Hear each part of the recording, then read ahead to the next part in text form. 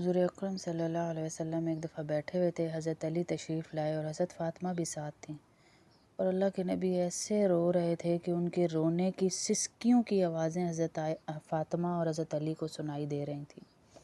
تو انہوں نے پوچھا، اللہ کے نبی کس چیز نے آپ کو رلایا؟ تو کہا، میں جب معراج پر گیا تھا تو میں نے بہت ساری عورتیں دیکھی جن کو عذاب ہو رہا تھا، لیکن چند عورتوں کی جماعتیں، جو 6 عورتیں کہا، ان کو بہت سخت عذاب ہو رہا تھا۔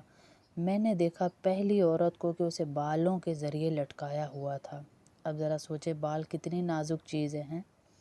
بالوں کے ذریعے اس عورت کو لٹکایا ہوا تھا۔ یہ وہ عورت تھی۔ جبرائیل سے میں نے پوچھا، جبرائیل یہ کون تھی؟ کہا، یہ وہ عورت تھی جو غیر محرم مردوں سے اپنے بالوں کو نہیں چھپاتی تھی،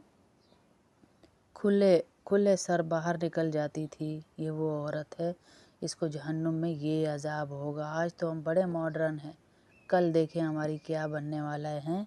دوسری عورت کو اللہ کے نبی نے دیکھا کہ اسے زبان کے بل لٹکایا ہوا تھا، اتنا لمبا کیا زبان کو کہ اس کی رسی بنائی، پھر اس کو لٹکایا، اور پھر اسے تکلیف کتنی ہو رہی ہوگی کہ اس کا پورا ویٹ ہی زبان پر آ رہا ہے۔ یہ کون ہے جو شوہر کی نافرمانی کیا کرتی تھی، شوہر سے زبان درازی کیا کرتی تھی؟